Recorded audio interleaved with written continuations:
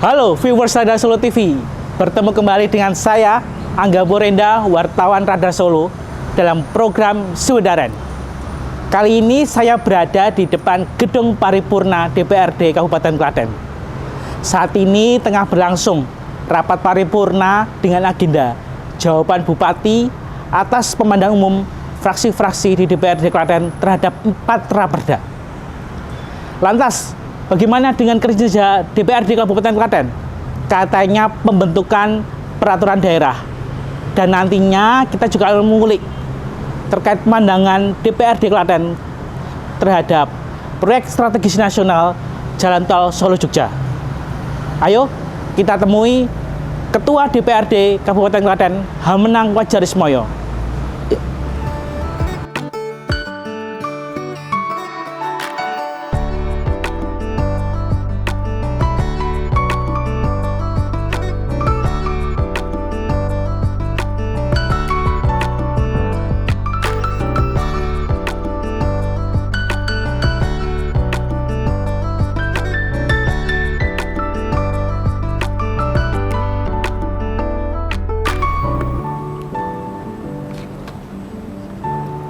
Wih, halo enggak? Mas Ketua. Piye sehat?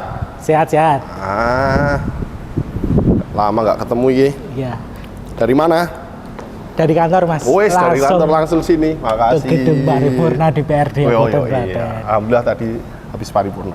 Apa, Mas, untuk agenda paripurna hari ini tadi? Hari ini tadi kita rapat paripurna, jawaban Bupati atas 4 raperda. Jadi kan kita sudah berproses beberapa waktu lalu, Bupati menyampaikan 4 raperda ke DPRD. Kemudian teman-teman dari DPRD menyampaikan pandangan fraksi-fraksinya, dan hari ini dijawab oleh Bupati. Nah, ini ada 4 raperda. Yang pertama raperda berkaitan dengan penanaman modal. Kemudian di situ ada juga penyelenggaraan perumahan dan kawasan perumahan. Kemudian ada penanggulangan penyakit sama penanaman modal. Jadi ada 4 raperda yang ini. Setelah ini tadi kan sekaligus jawaban Bupati, terus kemudian langsung kita bentuk panitia khususnya, pimpinan dan anggotanya lah. Setelah ini nanti kemudian langsung kita gas untuk digarap. Kalau untuk mekanismenya pembahasan hingga nanti penetapan itu seperti apa, Mas, biasanya di DPRD? Jadi kan diawali dari kemarin disampaikan oleh Bupati itu di forum paripurna, kemudian kita jeda untuk dipelajari, kemudian ada pandangan fraksi. Nah, setelah itu hari ini ada jawaban Bupati, kemudian kita pembentukan pansus. Habis ini terus kemudian nanti dibahas di forum pansus. Nah, pansus itu nanti pertama pembahasan internal antara DPRD dengan eksekutif. Draft ini dibicarakan pasal-pasalnya. Setelah itu kemudian kita untuk memperkaya, kita public hearing dulu. Mendengarkan aspirasi dari warga masyarakat, stakeholder terkait, agar ternyata ada raperda semacam ini, dan kemudian memberikan masukan. Setelah itu kami juga akan konsultasi ke beberapa, kemudian ke kementerian, kemudian ke provinsi.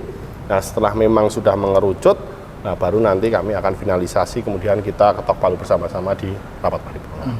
Cukup panjang, tapi biasanya dimulai dari era kepemimpinan saya ini, saya pangkas maksimal 3 bulan, syukur-syukur bisa sebulan 2 bulan. Targetnya, Mas, bisa diterapkan kapan ini? Pokoknya sebelum akhir tahun harus selesai. Ya. Mas, kalau dari 4 raperda ini apa sih yang mungkin jadi catatan atau poin penting dari DPRD Kabupaten Klaten? Jadi itu menurut saya semuanya itu memiliki poin penting ya. Makanya kenapa kemudian biasanya kadang hanya 2 raperda, ini 4 raperda sekaligus kita garap, dan pimpinan masuk semua di situ karena memang semua keempat raperda ini memiliki poin-poin penting. Kalau bicara misalnya penanaman modal, jelas ya. Kalau bicara investasi, berarti ya kita harus berkaitan penanaman modal ini harus lebih tajam lagi agar aturannya jelas, kemudian mungkin nanti agar juga menarik untuk para investor. Meskipun kita juga sudah ada perda tentang kemudahan investasi dan lain sebagainya. Tapi ini akan juga nanti mendorong agar Kabupaten Klaten lebih cepat lagi berakselerasi untuk berkembang. Kemudian berbicara tentang penyelenggaraan perumahan dan kawasan pemukiman. Nah, dengan berkembangnya wilayah sebuah daerah, kabupaten ini kan nanti dampaknya kebutuhan hunian ini kan semakin banyak. Itu suka tidak suka ketika daerah berkembang, industri berkembang, apakah pariwisata, ekonomi, dan lain sebagainya. Nah, otomatis orang kan berbondong-bondong untuk tinggal di Kabupaten Klaten. Nah, kita harus menyiapkan.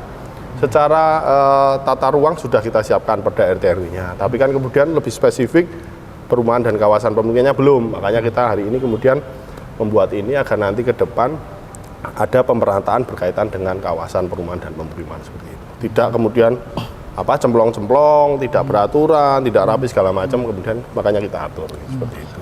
Kalau boleh tahu Mas, dari sejak Januari sampai Oktober ini sudah ada berapa perda yang ditetapkan Mas? Jadi kalau bicara perda sudah cukup banyak. Yang pertama kita penyelesaian perda dari yang sisa di 2022 itu kita awal tahun sudah selesaikan 5 perda, ada beberapa pencabutan perda dan ada perda baru. Kemudian di Prolegda 2023 ini sudah kurang lebih 8 perda kita selesaikan. 8 perda sudah kita selesaikan dan ini kemudian yang terakhir ada 4 perda yang sedang kita garap. Di sisi lain kan ada perda yang memang reguler ya, seperti perda pertanggungjawaban APBD 2022 sudah, perda tentang APBD 2023 murni, APBD perubahan 2023 perubahan, kemudian sama masih berproses nih APBD perubahan, APBD murni 2024. Ya. Kalau target Mas, ada target khusus nggak? Ada berapa perda yang harus ditetapkan dalam? Ya berarti itu kalau tahun ini 5 perda sudah selesai di awal, 8 perda sudah selesai, nah, tambah 4 perda ini yang harus selesai di akhir tahun ini. Syukur-syukur bisa tambah 1-2 perda tambahan. Kalau misalnya ini bisa selesai di November Desember awal nanti. Mas, harapannya dengan DPRD menetapkan sejumlah perda ini untuk masyarakat apa Mas kedepannya? Ya tentu ujungnya adalah satu, kan berkaitan dengan pelayanan kemasyarakatan agar masyarakat ini ya lebih nyaman tinggal, bicara hunian.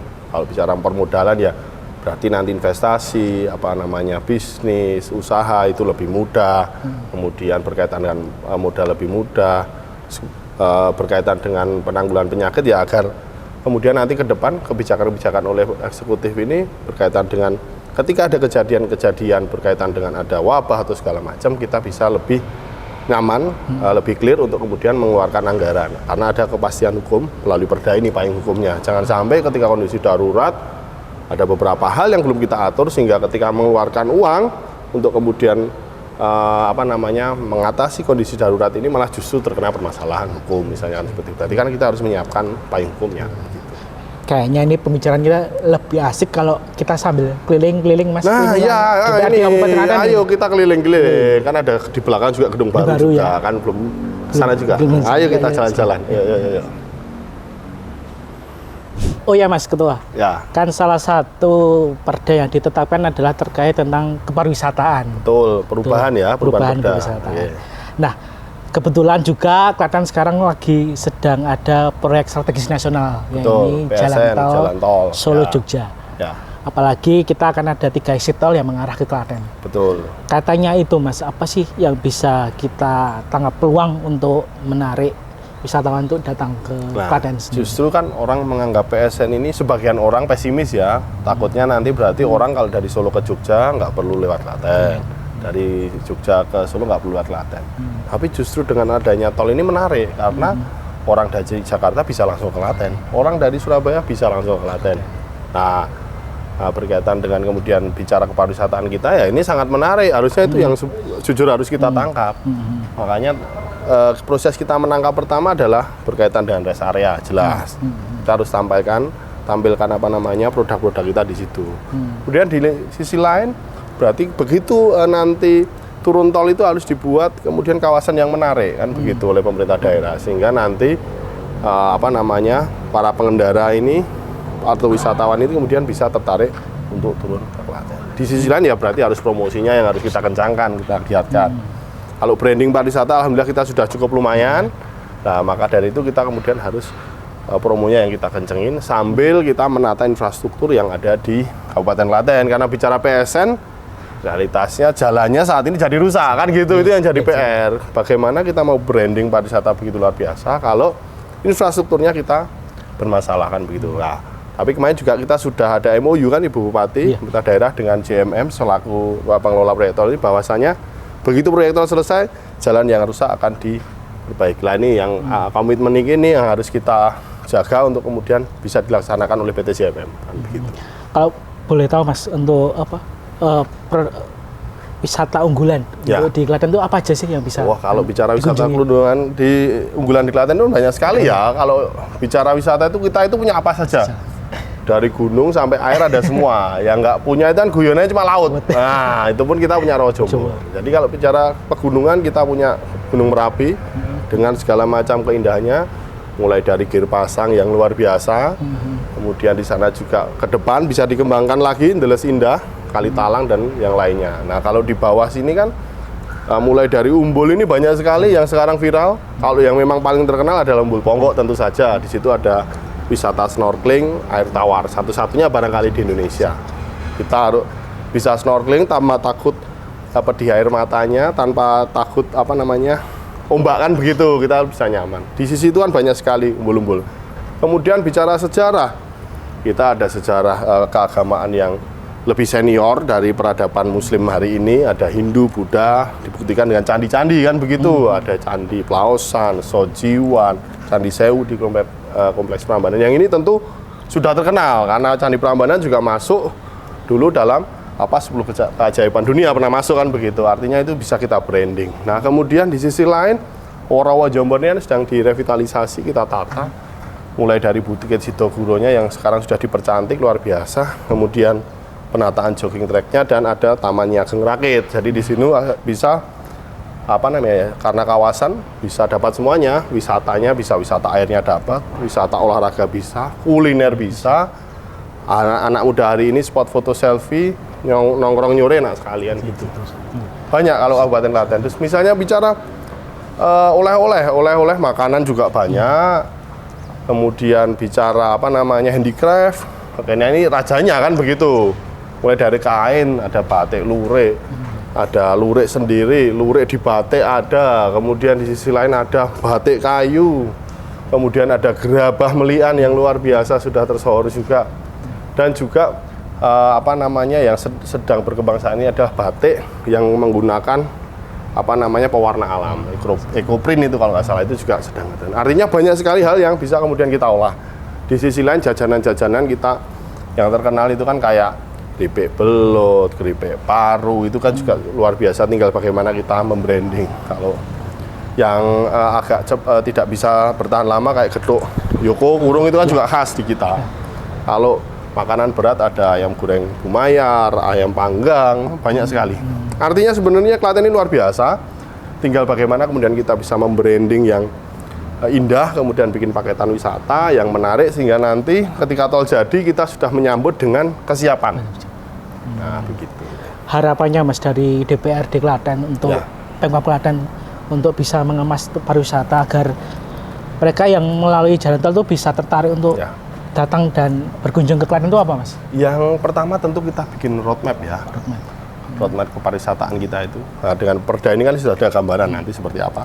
Kemudian setelah itu ya kita harus sering duduk bersama antara eksekutif dengan legislatif, eksekutif di antar organisasi perangkat daerah tersendiri, antar OPD, pariwisata dengan DPU, pariwisata dengan yang lain sebagainya, harus sering duduk bersama dalam rangka memikirkan branding, kemudian kegiatan, karena kan Klaten ini selalu ada rangkaian kegiatan, misalnya kita bicara hari jadi, misalnya bicara tradisi. Wah, yang terkenal kan ada Yakowiu, ada Padusan, misalnya seperti itulah. Itu yang kemudian juga harus kita branding, kita bikin kalender event, yang itu kita sebarkan. Sehingga di bulan-bulan itu, warga masyarakat di luar Klaten bisa datang ke Klaten untuk kemudian mengikuti kegiatan-kegiatan itu.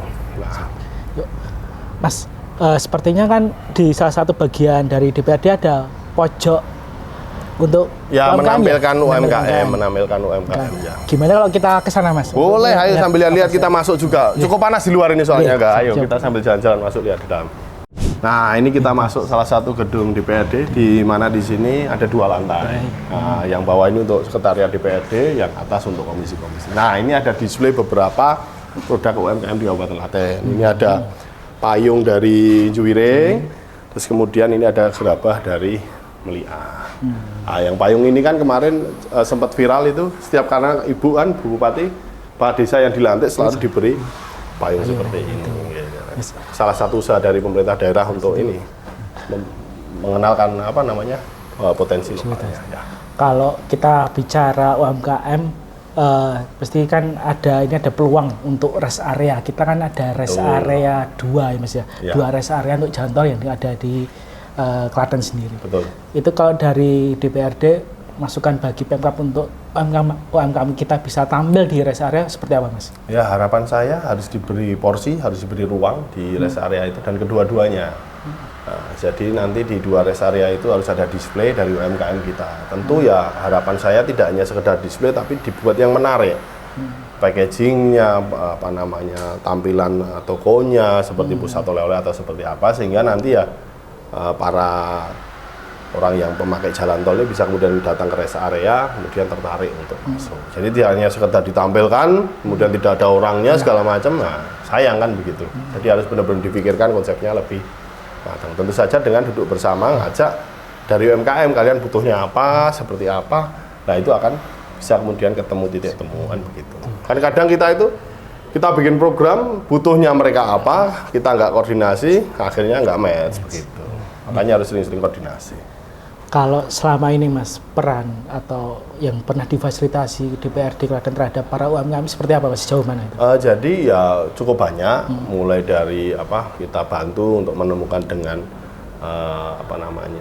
dinas perizinan untuk kemudian membuat izin, kemudian sertifikasi halal. Kita beberapa kali memfasilitasi mereka untuk kemudian agar lebih paham, oh aku harus mengurus izin apa saja, oh kemudian agar dapat sertifikasi halal ini seperti apa. Kita fasilitasi, kita kerjasama dengan pemerintah daerah melalui UPD. Harapannya, Mas, dengan UMKM kita bisa tampil di rest area itu seperti apa, Mas, nanti ke depannya? Mungkin sebenarnya kalau di rest area ini seperti display dulu ya, display bahwasanya oh Klaten itu ternyata ada ini. Sebagian akan membeli sebagai souvenir oleh-oleh, sebagian akan kemudian suatu saat akan tertarik untuk kemudian turun ke Klaten. Sehingga itu sebagai istilahnya pintu lah, jendela lah, apalah, agar orang melihat oh Klaten itu sebenarnya seperti apa potensinya begitu. Nah, harapannya setelah itu baru mereka akan kemudian masuk ke Klaten, kita garap betul pariwisatanya begitu. Kalau boleh tahu, Mas, potensi unggulan atau kerajinan Klaten itu apa sih, Mas, yang jadi istilah ikon? Kalau ikon handicraft tentu sehari ini lurik ya. Lurik, tapi kan alhamdulillah lurik ini sudah bisa berkombinasi dengan batik, sehingga batik kita yang batik tulis itu daerah wilayah Bayati juga bisa naik. Jadi ada kain lurik dan juga batik. Lah yang memang sedang berjuang ini teman-teman yang gerabah hari ini kan, karena memang gerabah ini sebenarnya yang menarik adalah prosesnya yang berbeda dengan yang lain. Kalau di Klaten ini kan putaran miring, itu yang menjadi khas. Ya itu yang harus cerita, itu yang harus dijual. Kalau bicara produk kan ya mungkin mirip-mirip lah dengan Jogja misalnya Kasongan dan lain sebagainya. Ada juga yang menarik ini kayak batik di kayu, kan ini produk-produk batik di kayu ini kan juga dari Klaten, dari Bayat. Banyak sekali yang menarik. Ini kan juga kayu di batik. Dan sebenarnya ketika dulu kita belum branding pariwisata, produk ini sudah masuk, tapi seolah-olah miliknya Jogja. Kalau teman-teman melihat di Malioboro itu dulu ya produknya diisi dari Klaten kan begitulah. Kalau sekarang bisa menjual di kita sendiri, kenapa tidak kan begitu. Pas kedepannya sepertinya apa ada rencana DPRD untuk membuat showroom khusus untuk di gedung DPRD Klaten bagi UMKM itu, Mas? Itu yang sedang kita pikirkan. Kan tentu membuat showroom semangatnya di awal oke. Tapi yang perlu kita pikirkan keberlanjutannya ini. Jangan sampai semua euforia di depan kita bikin showroom, habis itu nanti 1 bulan, 2 bulan, 3 bulan selesai kan gitu. Artinya harus kemudian tidak. Nah, ini yang sedang kita pikirkan konsep agar tidak kesusu bikin showroom, tapi ketika nanti kita sekalinya bikin showroom bisa benar-benar bermanfaat. Karena kita juga sudah studi banding dengan beberapa wilayah kabupaten kota, ada beberapa yang sudah memiliki showroom UMKM di DPRD-nya namun belum maksimal. Lah kita nggak mau seperti itu. Kita pengennya ketika nanti kita bikin showroom ya harus benar-benar kita maksimal. Makanya kita masih berdiskusi dengan teman-teman UMKM dan juga teman-teman Sekuan. Nanti konsepnya seperti apa bisa menarik begitu. Apa sih, Mas, maksud dan tujuan dengan adanya istilah showroom dari UMKM di gedung DPRD Kabupaten Klaten? Tentu yang pertama membantu memperkenalkan apa sih sebenarnya potensi di Kabupaten Klaten ini kepada teman-teman DPRD dan teman-teman tamu yang datang ke DPRD Kabupaten Klaten. Kemudian yang kedua yang membantu memasarkan produk mereka.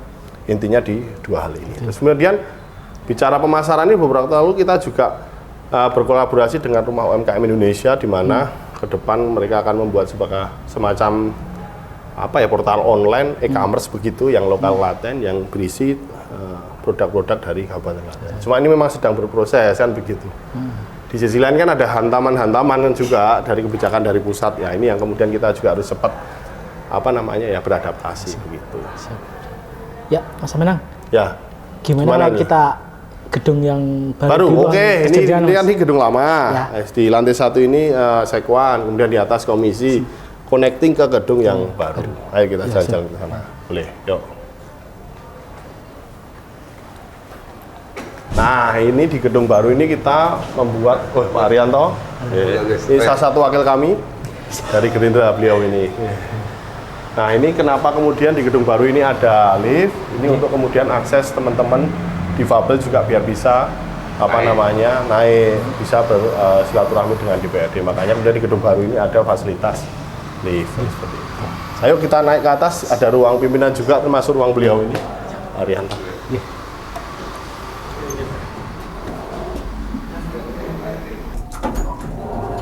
Nah, ini kita sampai di lantai 2. Jadi memang ini fasilitasnya utamanya sebenarnya untuk difabel.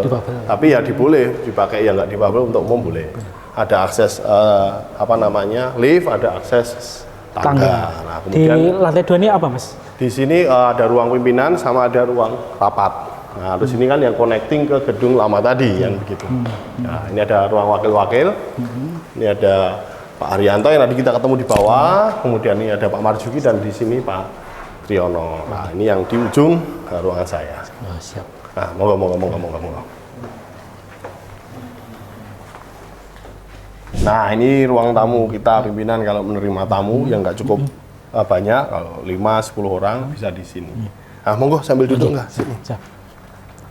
Ya, Mas Menang. Kita saat ini ada di ruang tamu. Ya, ruang tamu pimpinan inilah. Kalau kita menerima tamu sesama pimpinan DPRD atau tamu 5-10 orang kita di sini.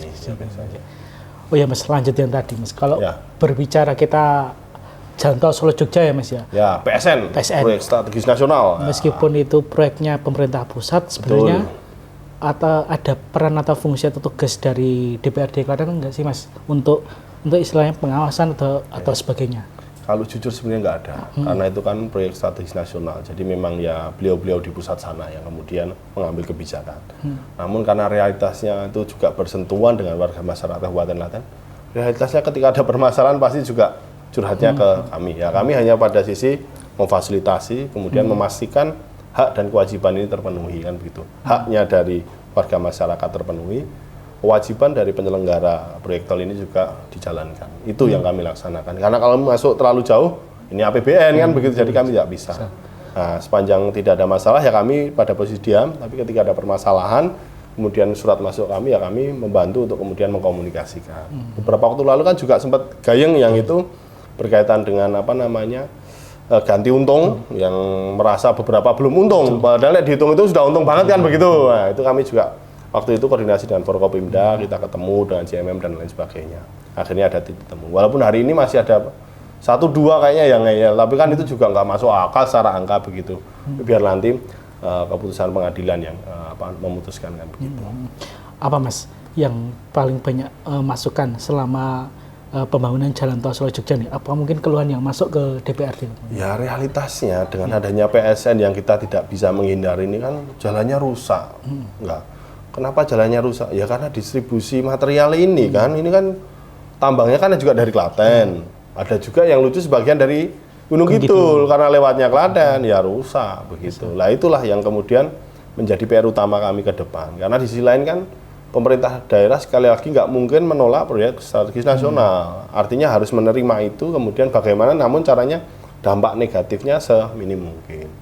Walaupun realitasnya sebelum Ibu menjabat di periode kedua ini Jalan Kabupaten Klaten 70% bagus, sekarang dibalik 70% rusak kan begitu. Nah ini yang kemudian menjadi PR. Tapi komitmen dari JMM dan pihak-pihak terkait ini yang kemudian harus kita jaga untuk harus kita kejar sehingga nanti begitu proyek strategis ini selesai jalannya juga bagus kembali. Mas, kita tahu kan ada 3 exit tol yang mengarah ke Klaten ya. Betul ya. Nantinya kan ada wacana nih dari Pemprov Klaten akan membangun kawasan baru di sekitaran exit tol. Harus. Apa, Mas, masukan dari DPRD ke Pak Kapolri? Ya, saya matur tadi, barangkali memang di sebelum exit tol itu sudah ada rest area yang bisa menjadi muka awal, pintu, jendela. Tapi yang paling penting adalah membuat kawasan baru ketika turun dari tol ini, karena itu nanti yang menjadi pintu gerbang sesungguhnya untuk warga masyarakat yang lewat Klaten turun ke Klaten, mengetahui potensi di Kabupaten Klaten. Nah, harapannya itu yang kemudian dibuat maksimal. Kalau bicara perda, sepertinya kawasan-kawasan sudah kita bikin. Tinggal ke depan, kemudian nge-push sebagian mungkin dari pihak pemerintah, sebagian mungkin kita akan menggandeng investor, sehingga kawasan ini bisa terbentuk. Kemudian ketika turun dari tol ini melihat wajah Klaten sudah begitu menariknya. Apa Mas yang bisa dikembangkan di kawasan baru ini Mas untuk menyambut yang keluar dari jalan tol ini? Ya harus kita menampilkan potensi dari Kabupaten Klaten. Kalau bicara turun dari tol itu biasanya orang ngapain sih? Lapar.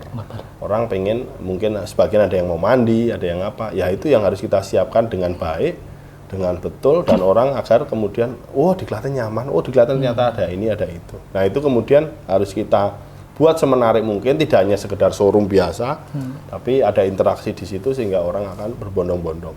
Permainan dalam tanda kutip misalnya diskon-diskonan, angka-angka juga harus ditampilkan, kan itu juga kadang mempengaruhi kita. Kita ada kan beberapa toko dimanapun di Indonesia selalu memampang diskon 70%, 50%. Padahal mau datang kapanpun sebenarnya tulisannya itu terus, itu kan, tapi orang sudah terstimulan. Nah, hal-hal jurus-jurus semacam itu juga harus digunakan sehingga orang ketika turun kemudian menikmati kuliner, berbelanja oleh-oleh ini merasa senang di Kabupaten Klaten.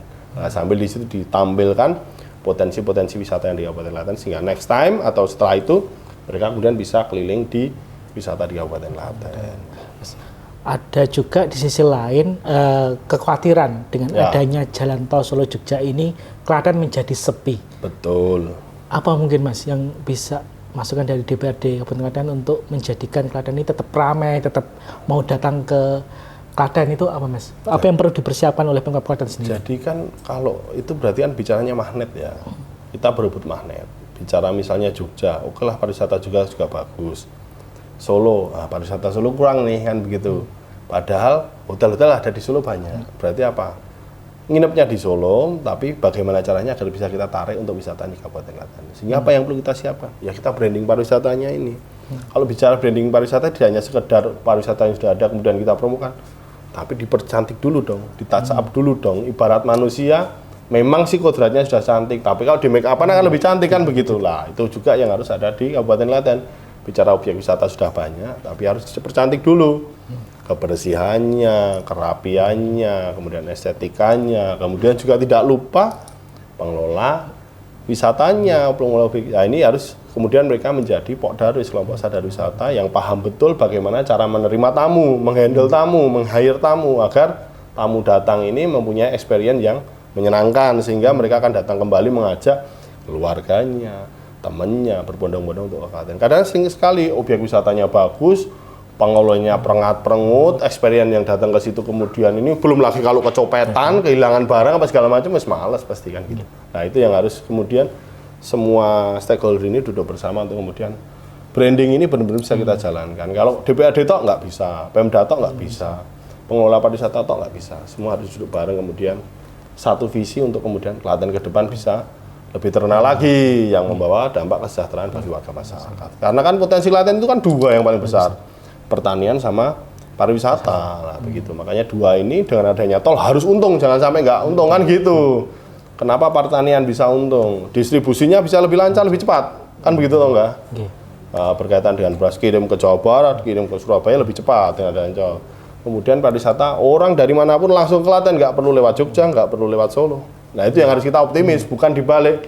Wah berarti orang dari Solo mau ke Jogja, nggak perlu lewat Klaten. Nah jangan dibalik gitu kan gitu. Pada akhirnya apa Mas dengan keberadaan jalan tol Solo Jogja ini? Apa sih yang bisa kita peroleh dengan adanya jalan tol ini Mas? Ya justru itu membangun spirit optimisme, jangan pesimisme. Karena orang kan berpikir, itu loh contoh di Pantura itu loh, begitu ada tol selesai, semua tutup. Kalau Klaten nggak seperti Pantura menurut saya berbeda itu. Karena dengan adanya Bupati dan kami juga bersepakat untuk memaksakan harus ada 3 exit tol. Itu bukannya asal-asalan, itu ada maksudnya. Kenapa satu ada di dekat Prambanan, kenapa satu ada di dekat kota, kemudian yang satunya ada di dekat Ceper Delanggu. Ini tadi biar terkoneksi turun langsung dekat dengan kawasan pariwisata kita, sehingga orang turun bisa menikmati objek wisata kita, sekaligus bersantap kuliner, sekaligus barangkali membawa oleh-oleh untuk pulang. Itu sehingga yang harus kita bangun optimismenya. Kemudian yang kedua ke depan kita lakukan gerakan untuk memperkenalkan Kabupaten Klaten ke dunia luar. Minimal melalui apa? Sosmed kita kan gitu. Minimal apa ya? Kita berwisata di Kabupaten Klaten kemudian kita upload kan gitu. Minimal apa? Anak-anak yang kuliah di luar kota Klaten ya harus dipromoin Klaten dong. Ajak temennya sesekali datang ke Klaten dan lain sebagainya dan lain sebagainya. Kalau optimisme ini kita bangun, kita bikin gerakan bersama, insya Allah Klaten ke depan akan semakin hebat dan sejahtera. Siap. Ya, terima kasih Mas Hamenang. Siap, sama-sama enggak. Waktunya diberikan untuk wawancara dengan Mas Hamenang sendiri. Sama-sama. Sukses selalu buat DPRD Klaten. Amin, matur nuwun. Sukses juga buat teman-teman Radar Solo ini. Sukses juga untuk DPRD Klaten dalam menjalankan tugas dan fungsinya. Mas. Amin, amin, amin, amin. Terima kasih. Ya, viewers Radar Solo TV, demikian wawancara kita dengan Ketua DPRD Kabupaten Klaten, Hamenang Wajarismoyo. Sampai jumpa di program Sudaran selanjutnya. Sampai jumpa. Sampai jumpa.